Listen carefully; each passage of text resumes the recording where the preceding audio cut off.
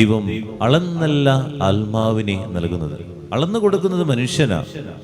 എനിക്ക് എന്തോരം കിട്ടി, അതനുസരിച്ച് നിനക്ക് തരാം. അത് മനുഷ്യന്റെ ഒരു പ്രകൃതിയാണ്. എന്നാൽ ദൈവത്തിന്റെ പ്രകൃതി അങ്ങനെയല്ല.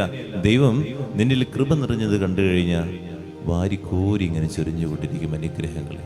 ദൈവത്തിന് കുറച്ച് അല്ലെങ്കിൽ പരിധികൾ അങ്ങനെയൊന്നുമില്ല, ഇങ്ങനെ നൽകിക്കൊണ്ടേയിരിക്കും. നമ്മൾ പാപത്തിന്റെ അവസ്ഥ ഉണ്ടാകരുതെന്ന് മാത്രം.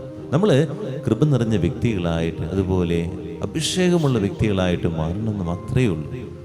മനുഷ്യരെ പലപ്പോഴും ഈ പിശുക്ക് പിടിക്കുന്നു. ഞാൻ എന്തെങ്കിലും കൊടുത്തു കഴിഞ്ഞാൽ അവൻ വളർന്നു കഴിഞ്ഞാൽ എന്നേക്കാൾ വലുതാകുമോ എന്ന ചിന്തക്ക് നമ്മുടെ ഉള്ളിലുള്ള ചിന്തകളാണ്. അത് മാനുഷികമായ ചിന്തകളാണ്. ദൈവത്തിന് അങ്ങനെ ചിന്തയില്ല. ദൈവം ആത്മാവിനെ നൽകിക്കൊണ്ടിരിക്കുകയാണ്.